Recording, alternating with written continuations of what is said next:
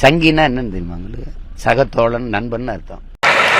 சொங்கி பயலுல யாரடா பார்த்து யாரடா சங்கிங்கிற? செருப்பு பாரு, எப்படிப்பட்ட செருப்பு பார்க்குற?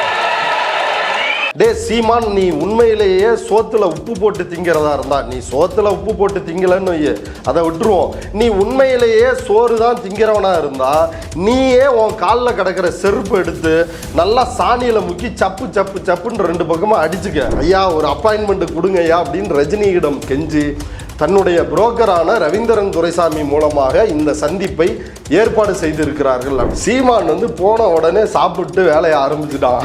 என்ன பண்ணிட்டானா, ஜானி, முள்ளும் மலரும், அருணாச்சலம், படையப்பா, பாஷா, இப்போ வேட்டையன் வரைக்கும் அதில் ஒவ்வொரு படத்துலையும் ரஜினிக்கு ஒரு பஞ்ச் டயலாக் இருக்கும்ல, அந்த பஞ்ச் டயலாக்லாம் பேசி காட்டியிருக்கான். ரஜினி முன்னாடி கிட்டத்தட்ட 2.25 மணி நேரம் மிமிக்ரி பண்ணி காட்டியிருக்கான்.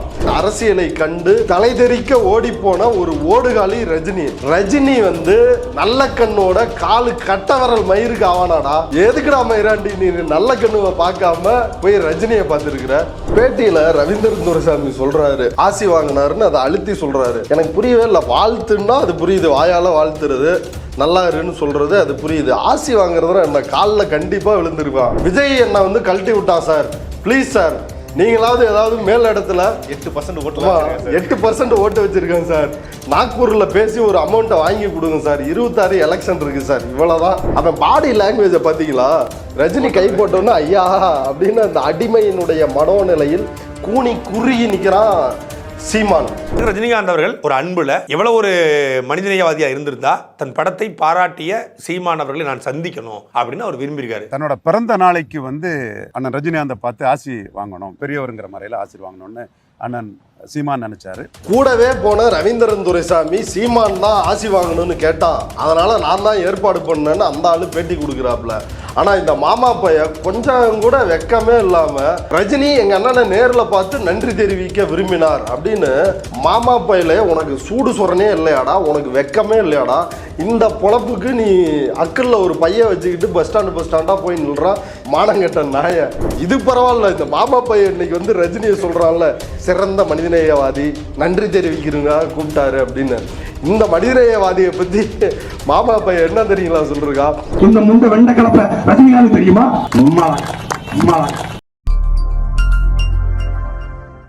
டிரைப்ஸ் நேயர்களுக்கு வணக்கம். இன்று நம்மோடு பேச திரு கரிகாலன் அவர்கள் இணைந்துள்ளார். வாருங்கள் அவரோட பேசுவோம். வணக்கம். வணக்கம் அரவிந்த். சீமான் அவர்கள் ரஜினிகாந்தை சந்திச்சிருக்காரு, அதை பற்றி பேட்டியும் கொடுத்துருக்காரு. அந்த பேட்டியில் சங்கின்ற வார்த்தைக்கு வேற ஒரு அர்த்தத்தையும் சொல்லியிருக்காரு. இதை பற்றிலாம் நீங்கள் எப்படி நினைக்கிறீங்க? அதாவது சேகுவரா அவர் ஒரு உலக புகழ் பெற்ற ஒரு பொன்மொழி, அவருடைய பொன்மொழி இருக்குது. அநீதிக்கு எதிராக போராடினாய் என்றால் நீயும் என் தோழனே அப்படின்றது புரட்சியாளர் சேகுவாரா சொன்னது. ஆனால் சீமான் சொல்றாரு, அந்த அநீதிகளை உருவாக்குகின்ற சங்கிகளை அவர் சக தோழன் என்கின்றார், நண்பன் என்கின்றார். இது எவ்வளவு பெரிய அயோக்கியத்தனம்!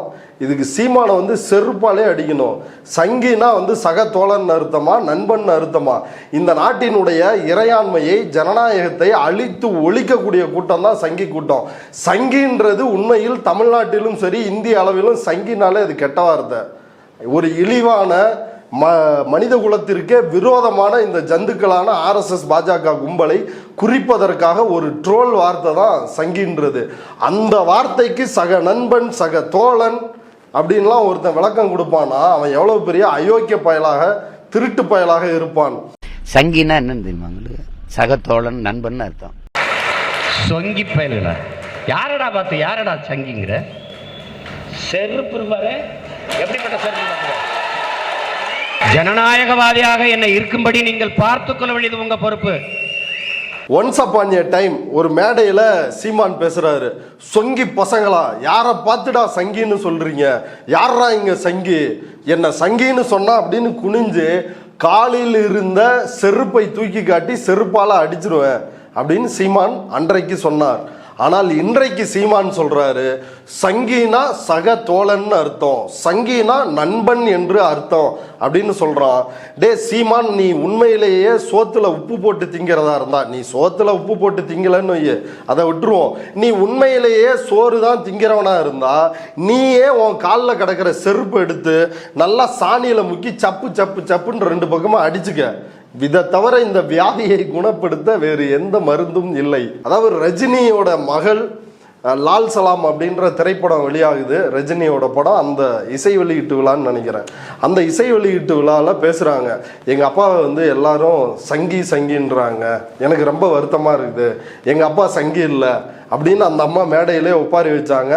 மறுநாள் ரஜினி கிட்ட இது குறித்து கேட்கும் பொழுது, ரஜினி சங்கி என்பது கெட்ட வார்த்தை இல்லைங்க அப்படின்னு அவர், நான் ஒரு சங்கிதான் என்பதை அவர் ஒப்புக்கொண்டு ஒரு பேட்டி கொடுத்தார். இன்றைக்கு ரஜினியை சந்தித்து விட்டு வந்த சீமான் ரஜினியினுடைய குரலிலேயே சங்கி என்றால் சக தோழன், நண்பன் அப்படின்னு ரஜினியை விட ஒரு படி மேலே போய் ஊதுன்னு ஊதி இருக்கான்னா யோசிச்சு பாருங்க உள்ள என்ன நடந்திருக்கும். கிட்டத்தட்ட 2.25 மணி நேரம் இந்த சந்திப்புன்றது நடந்திருக்குது. ரஜினி வீட்டில் இந்த சந்திப்பு நடந்திருக்கிறது. இந்த சந்திப்புக்கு ஏற்பாடு செய்தவர் ஆர்எஸ்எஸ்னுடைய புரோக்கராக தொடர்ந்து ஆர்எஸ்எஸ்க்கு ஆதரவான, மோடிக்கு ஆதரவான குரல்களை பதிவு செய்து வருகின்ற ரவீந்திரன் துரைசாமி. ரவீந்திரன் துரைசாமியினுடைய எல்லாத்தையும் எடுத்து பார்த்தீங்கன்னா தெரியும், அவரோட பேச்சே வந்து முழுக்க சோசியல் இன்ஜினியரிங் தான். இங்கே இந்த காஸ்ட் இருக்கிறாங்க, இங்கே அகமுடையார் இருக்காங்க, அங்கே மறவர் இருக்கிறாங்க, அங்கே வன்னியர் இருக்கிறாங்க, 2+2 4, 4+4 8, அந்த மாதிரி ஏதோ ஒன்று ஒரு காஸ்ட் கால்குலேஷனை முன் வச்சு தொடர்ச்சியாக பேசி வருபவர் இந்த ரவீந்திரன் துரைசாமி. இந்த ரவீந்திரன் துரைசாமி இன்னொரு புறம் சீமான் அவருக்கு ஆதரவாக ரொம்ப தீவிரமாக பேசுவார். இப்போ விஜய் அரசியலுக்கு வந்துட்டாரு, எலெக்ஷனில் நின்னாதான் தெரியும் எத்தனை % ஓட்டு வாங்குவார் மாட்டார் அப்படின்னு. மட்டடியாக அடிக்கிறாப்புல. விஜய் 4% கூட வாங்க மாட்டார், 3% கூட வாங்க மாட்டார். ஆனால் சீமான் வந்து 10-12ன்னு ஏறிக்கிட்டே போவோம் அப்படின்னு தொடர்ந்து பேசுகிறார். எதற்காக இவர் சீமானை ஆதரிக்க வேண்டும்? மோடியை ஆதரிக்கின்ற ஆர்எஸ்எஸ் பாஜகவுக்கு கூஜா தூக்குகின்ற, தன்னை ஒரு ஆர்எஸ்எஸ் காரன் என்று ஊடக விவாதங்களில் அறிவித்துக் கொள்கின்ற ரவீந்திரன் துரைசாமி எதற்காக சீமானை ஆதரிக்க வேண்டும்? இன்னைக்கு நான் வந்து இந்த இடத்த நான் ரொம்ப பெருமையா நான் சொல்ல என்னன்னா, ஆர்எஸ்எஸ் இயக்கம் எங்களுக்கு வந்து தன்னம்பிக்கையை கொடுத்தது, ஆர்எஸ்எஸ் இயக்கம் எங்களுக்கு வந்து ஒரு உத்வேகத்தை கொடுத்தது, ஆர்எஸ்எஸ் இயக்கம் யாரையும் எங்களால ஃபைட் பண்ண முடியுங்கிற ஒரு ஒரு ஒரு கான்ஃபிடன்ஸ், செல்ஃப் கான்ஃபிடன்ஸ் எல்லா வகையிலும் எங்களுக்கு அது துணை நின்றது. எங்களை ஒற்றுமைப்படுத்தி எங்களோட வளர்ச்சிக்கும் எங்களோட முன்னேற்ற பாதைக்கும் வந்து ஆர்எஸ்எஸ் இயக்கம் துணை புரிஞ்சுங்கிறத நான் நன்றி உணர்வோட நான் பதிவு செய்ய கடமைப்பட்டிருக்கேன். சீமானை பொறுத்தவரை அவருக்கு கருத்தியல் ரீதியாக ஒரு குரு இருக்கிறார். அவர் பேராசான் மணியரசன். அவர் ஒரு தற்குறி. அவரும் வந்து ஆர்எஸ்எஸ் பாஜகவுக்காக தமிழ் இந்து என்கின்ற கோட்பாட்டை உருவாக்கி பயணித்து கொண்டு இருப்பவர். அதே போல இவருக்கு அரசியல் குரு ஒருத்தர் இருக்கிறாரு. அந்த அரசியல் குரு தான் ரவீந்திரன் துரைசாமி. மாதம் ரவீந்திரன் துரைசாமிக்கும் சீமானுக்கும் ஏதோ ஒரு தொடர்பு வந்து இருக்குது. அதில் வந்து பல விஷயங்கள் வந்து பரிமாற்றம் வந்து நடக்குது அப்படின்றதெல்லாமே நாம் தமிழர் கட்சிக்காரங்களே சொல்கிறாங்க. அந்த அளவுக்கு இருவரும் நெருக்கமாக இருக்கிறார்கள். அதற்கு இன்னொரு மிக முக்கியமான காரணம், இருவருமே நாடார் சாதியை சார்ந்தவர்கள் அப்படின்ற அந்த பின்புலமும் காரணம். இப்போ இந்த 2.25 மணி நேர சந்திப்பில் கிட்டத்தட்ட 1.5 மணி நேரம் ரவீந்திரன் துரைசாமி இவங்க 2 பேரோட அவரும் உட்காந்து இவங்க பேசுகிறத கேட்டுக்கிட்டு இருந்திருக்கிறாரு. ஒரு 3/4 மணி நேரம் ரஜினியோ சீமானும் தனியா வந்து உரையாடிட்டு இருந்திருக்கிறாங்க. யார் இந்த ரவீந்திரன் துரைசாமி? இது ஒரு அடிப்படையான கேள்வி. இந்த ரவீந்திரன் துரைசாமி ஏற்கனவே மதன் ரவிச்சந்திரன் நடத்திய ஸ்டிங் ஆபரேஷன்ல மோதிரம் வாங்கியவர். 1 பவுனோ 2 பவுனோ மோதிரம் வாங்கிட்டு இது கல்யாண் ஜுவல்லர்ஸா இல்ல ஜோய் ஆலுகாஸா அப்படின்னு அந்த ஸ்டிங் ஆபரேஷன்ல வெக்கமே இல்லாமல் தன் வாயை வாடகைக்கு விடுவதற்காக பேசிய நபர் தான் இந்த ரவீந்திரன் துரைசாமி. இவர் அடிப்படையில் ஒரு வழக்கறிஞர், ஆர்எஸ்எஸ்ஐ சார்ந்தவர், இந்து முன்னணி பின்புலம் கொண்டவர், தன்னை ஆர்எஸ்எஸ்ஐ சார்ந்த தானுலிங்க நாடாரினுடைய வாரிசாக இவருக்கு இவரே அறிவித்து கொள்பவர். பல மேடைகளில் இதை அவரே வந்து வெளிப்படையாக பேசியிருக்கிறாரு. இவருடைய வரலாறுன்றது இன்னும் சுவாரஸ்யமானது. இவர் முதல்ல பாட்டாளி மக்கள் கட்சியில் இருந்தார், அந்த கட்சி ஊத்திக்கிச்சு. அடுத்து அதிமுக வந்து இபிஎஸ் ஓபிஎஸ்ன்னு 2 அணியாக பிரிந்த பொழுது ஓபிஎஸ் அணியை ஆதரித்தார். இன்றைக்கு ஓபிஎஸ் வந்து அரசியல் அனாதையாக மாறி போய் இருக்கிறார். அடுத்து நான் தான் ரஜினிகாந்துக்கு அரசியல் ஆலோசகர் அப்படின்ற ஒரு புதிய அவதாரத்தை எடுத்தார். ரஜினி அரசியலுக்கே வராமல் அவர் அரசியலை விட்டு ஓடி போனார்.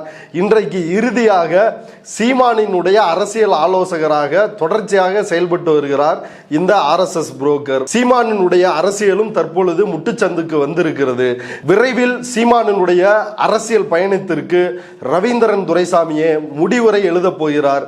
மிக கைராசியானவர், மிக கைதேர்ந்தவர் இந்த ரவீந்திரன் துரைசாமி. சீமான் ரஜினியோட இந்த சந்திப்பை வந்து ரவீந்திரன் துரைசாமி தான் ஏற்பாடு பண்ணாங்கன்னு இப்போ நீங்க சொல்றீங்க. ஆனா சாட்டை துரைமுருகன் வந்து ரஜினி வந்து சீமானுக்கு நன்றி சொல்றதுக்காக, அதாவது வேட்டையன் படத்தை வந்து சீமான் பாராட்டு தெரிவிச்சிருந்தாரு, அதுக்காக ஒரு நன்றி தெரிவிக்கும் விதமா ஒரு பெரிய மனசுத்தனமா வந்து கூப்பிட்டு சந்திச்சிருக்காரு. ரஜினி தான் ஏற்பாடு பண்ணதா சாட்டை சொல்றாரு. இதுல எது உண்மை? அதாவது ரவீந்திரன் துரைசாமி சொல்றது தான் 100% உண்மை. ஏன்னா ஏற்பாடு பண்ணவர் அவரு, போய் பார்த்தவர் அவரு, அவன் கூட இருந்தவர் அவரு. 2.25 மணி நேரம்னு தெளிவா மணி நேரத்தோட அதை வந்து சொல்றாரு.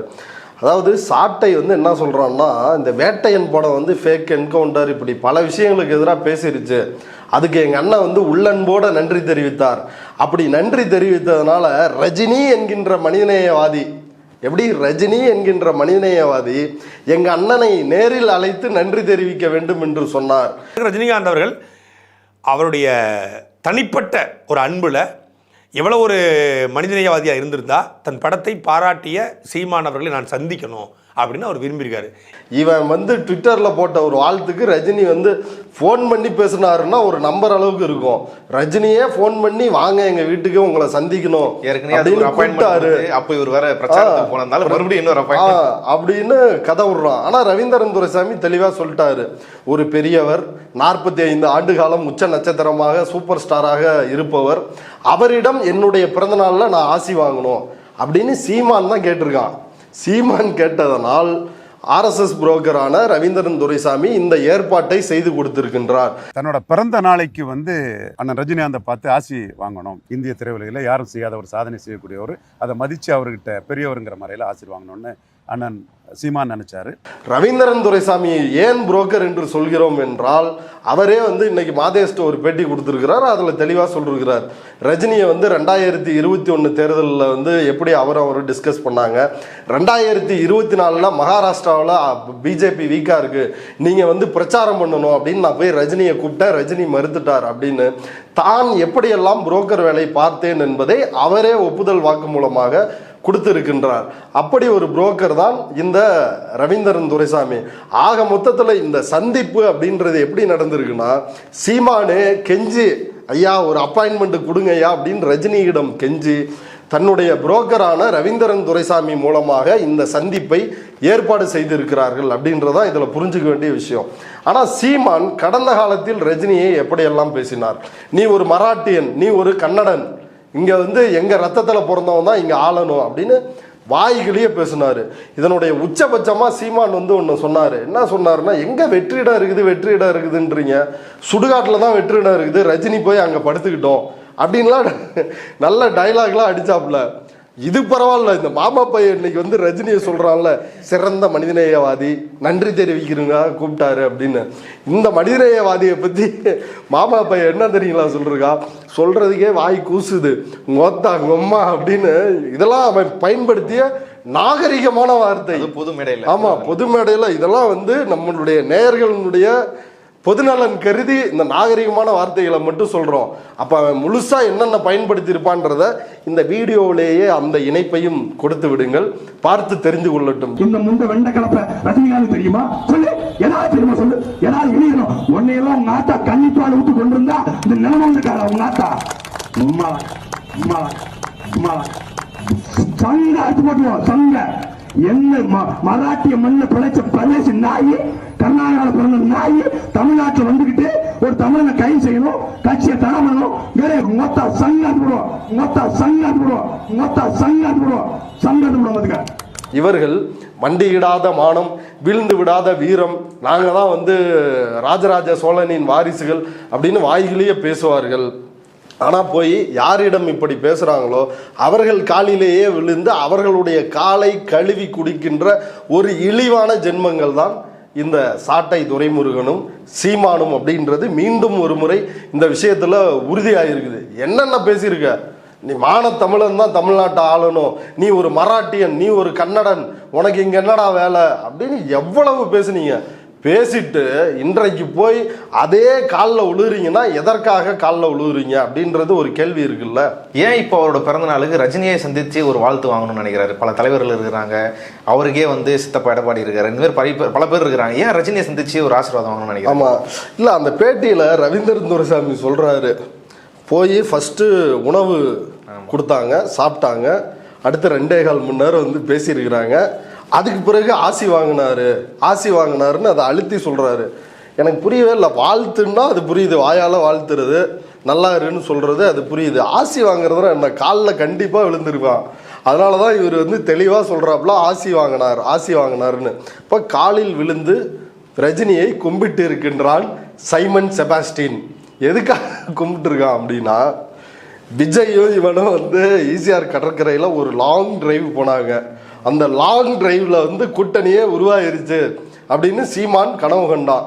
தம்பியோட ஒன்றா சேர்ந்து கூட்டணி அமைத்து நாம் வந்து தமிழ்நாட்டை ஒரு தமிழனாக ஆளப்போகிறோம் அப்படின்லாம் கனவு கண்டான்.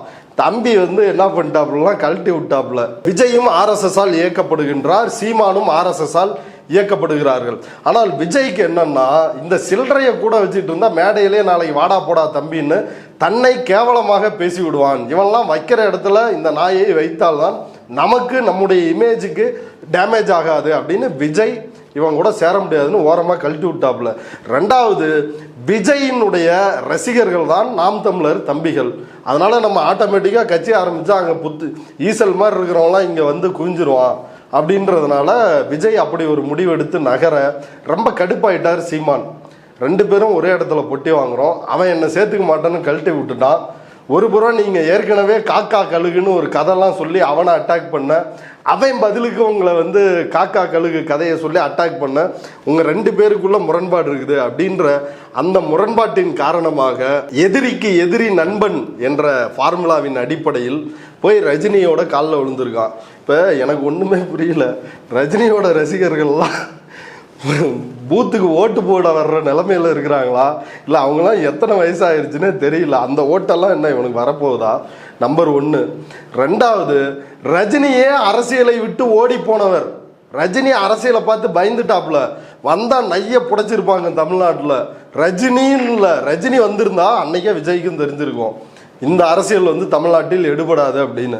ஆனால் ரஜினி அப்படி அரசியலை கண்டு தன்னுடைய உடல்நிலையை ஒரு காரணம்னு சொல்லி உசாராயி தலை தெறிக்க ஓடி போன ஒரு ஓடுகாலி ரஜினி.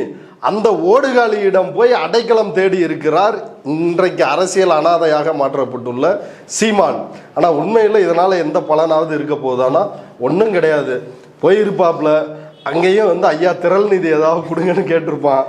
அவங்களும் ஏதாவது சில லட்சங்களை பிஸ்கட்டுகளாக அள்ளி போட்டு இருப்பார்கள். அதை வாங்கிட்டு காலில் விழுந்து கும்பிட்டு விட்டு வெளியே வந்திருக்கின்றான் சீமான். சீமான் ரஜினியை சந்தித்ததன் மூலமாக ஓட்டுக்குள் பதுங்கி கொண்டிருந்த அந்த ஆமை குஞ்சு தற்போது வெளியில் வந்து விட்டது.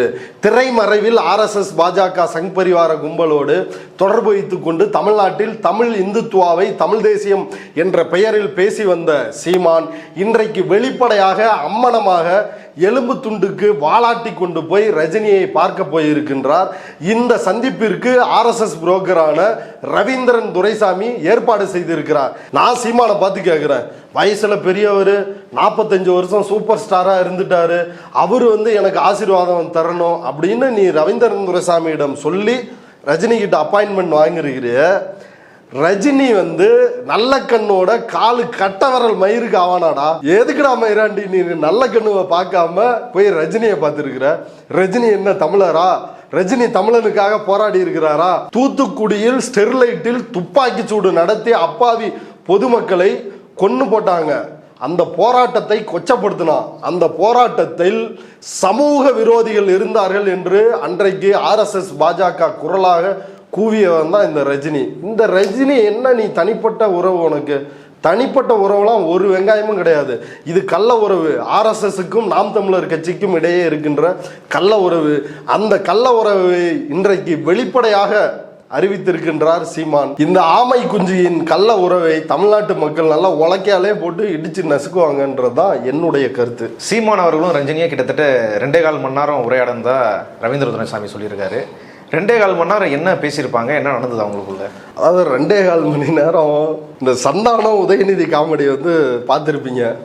போலீஸில் மாட்டிக்குவாங்க, குடிச்சு மாட்டிக்குவாங்க, அடுத்து வந்து ஸ்டேஷனுக்கு கூப்பிட்டு போவாங்க. விடிய விடிய விடிய வந்து சந்தானத்தை மிமிக்ரி பண்ண வைப்பாங்கள்ல, அந்த மாதிரி சீமான் வந்து போன உடனே சாப்பிட்டு வேலையை ஆரம்பிச்சுட்டான். என்ன பண்ணிட்டானா, ஜானி முள்ளும் மலரும் போயிட்டான். அங்கேருந்து ஜானி முள்ளும் மலரும், அருணாச்சலம், படையப்பா, பாஷா, இப்போ வேட்டையன் வரைக்கும் அதில் ஒவ்வொரு படத்துலையும் ரஜினிக்கு ஒரு பஞ்ச் டயலாக் இருக்கும்ல, அந்த பஞ்ச் டயலாக்லாம் பேசி காட்டியிருக்கான். ரஜினி முன்னாடி கிட்டத்தட்ட 2.25 மணி நேரம் வந்து மிமிக்ரி பண்ணி காட்டியிருக்கான். அதாவது கிட்னி எடுக்க ரஜினியை வந்து கூப்பிட்டுருக்கிறான், வான்னு. ரஜினி வந்து எதுவுமே சொல்லலையா.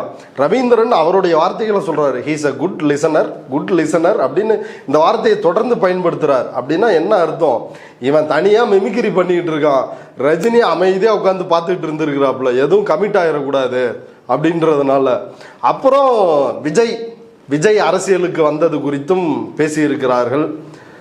அதில் வந்து ரஜினியால் என்ன பண்ண முடியும், ஒன்றும் பண்ண முடியாது. அவர் வந்து வாய்ஸ் கொடுத்தாருன்னா, அன்னைக்கு ஜெயலலிதாவுக்கு எதிராக ஒரு கொடூரமான அலை வீசிக்கொண்டு இருந்தது. அன்றைக்கு கலைஞர் மீண்டும் வந்து 96-ல் ஆட்சிக்கு வந்தார். அன்றைக்கு அவர் வாய்ஸ் கொடுத்தாரு. அதுக்கு பிறகு ரஜினி வாய்ஸ் கொடுத்துருக்கிறாரு. எப்பயுமே ஒன்றும் ஜெயிச்சது இல்லையா ரஜினி வாய்ஸ் கொடுத்ததுனால. அதனால் ரஜினி அப்படின்ற குரலுக்கு தமிழ்நாட்டில் பெரிய மதிப்பு இல்லை. அப்புறம் நம்ம இவர் குச்சி கொளுத்தி ராமதாஸோட வந்து ஃபைட் நடந்துச்சு.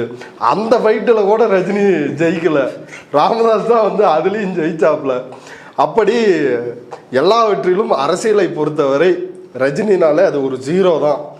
ஏற்கனவே சொன்ன மாதிரி அரசியலை விட்டு ஓடி போன ஒரு ஓடுகாலி, ஒரு 0 தான். அதனால் அவரால் சீமானுக்கு என்ன செஞ்சிட முடியும்? இல்லை, இப்போ போய் சீமான் ரஜினியை பார்த்ததுனால் ரஜினி ரசிகர்கள் அவங்களாம் பூத்துக்கு நடந்து வர முடியுமா என்னன்னு தெரில, அந்த வயசில் இருப்பாங்க. அவங்களால சீமானுக்கு ஏதாவது நன்மை இருக்க போகுதா? ஒன்றும் கிடையாது. ரவீந்திரன் துரைசாமி சொல்கிறது தான், அங்கே கர்நாடகாவில் ராஜ்குமார் குடும்பம் மாதிரி இங்கே தமிழ்நாட்டில் ரஜினி குடும்பம். என்னையா குடும்பம்? அந்த குடும்பம் வந்து என்ன பண்ணிருக்குது? ஒரு வெங்காயமும் கிடையாது. ஒரே ஒன்று மட்டும் இருக்குது, தமிழ்நாட்டில் ஏற்கனவே இருக்கிற பல்வேறு கடவுளுக்கு மத்தியில் பாபா, அந்த பாபாவை வெளியூரில் இருந்து இங்கே இறக்குமதி பண்ணியிருக்கிறாப்புல. அது மட்டும்தான் ரஜினி பண்ண வேலை, வேற எந்த வேலையும் கிடையாது. ஆக மொத்தத்தில் எதிரிக்கு எதிரி நண்பன் என்ற அடிப்படையில் வந்து சந்தித்தார்கள். அரசியலை பொறுத்தவரை 1 கூட்டல் 1 2ஆகாது. ஏன்னா அதிமுக பாஜக கூட்டணி வெற்றி பெறாது. அதே அதிமுகவும் வேற கட்சியோட கூட்டணி வைத்தால் 1 + 1 2 ஆகும். அப்போ இங்கே 2ஆக மாறுவதற்கு எந்த வாய்ப்பும் இதில் கிடையாது. ஒருபுறம் நாம் தமிழர் கட்சியினுடைய கூடாரம் காலியாகி கொண்டு வருகிறது. இன்றைக்கு கூட கோவையில் நாம் தமிழர் கட்சி ஒட்டுமொத்த கோவை மாவட்டமே காலிங்க. எல்லாருமே நாங்கள் வெளியே வர்றோம். இந்த ஆள் வந்து அருந்ததியரை பற்றி பேசிட்டான். இங்கே கோயம்புத்தூரில் அருந்ததியர்கள் இருக்கிறாங்க, அவங்கள்ட்ட நாங்கள் போய் பார்த்து பேச முடியல, எங்களால் அரசியலே பண்ண முடியல. தென் மாவட்டத்தில் போனால் அங்கே வந்து 2 பிற்படுத்தப்பட்ட சமூகங்களுக்கு இடையே ஜாதி வெறியை தோன்ற மாதிரி பேசி விட்றான். எங்களால் அரசியல் செய்ய முடியவில்லை என்று நிர்வாகிகள் ஒரு பக்கம் வெளியேறிட்டு இருக்கிறாங்க. இன்னொரு பக்கம் விஜய் கட்சிக்கு தம்பிகள் வந்து ரசிகர்களாக மாறி சேர்ந்து கொண்டு இருக்கின்றார்கள். இப்படிப்பட்ட ஒரு அரசியல் அனாதையாக சீமான் இன்றைக்கு நடுத்தருவில் நின்று கொண்டு இருக்கின்றார்.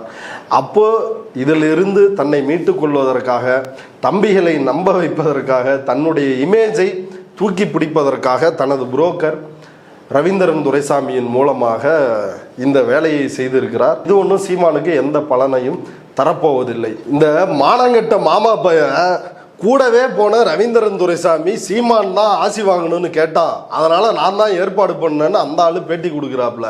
ஆனால் இந்த மாமா பைய கொஞ்சம் கூட வெக்கமே இல்லாமல் வயிற்றுக்கு வந்து வேற ஏதாவது திங்கிறானா அப்படின்றது என்னன்னு தெரில.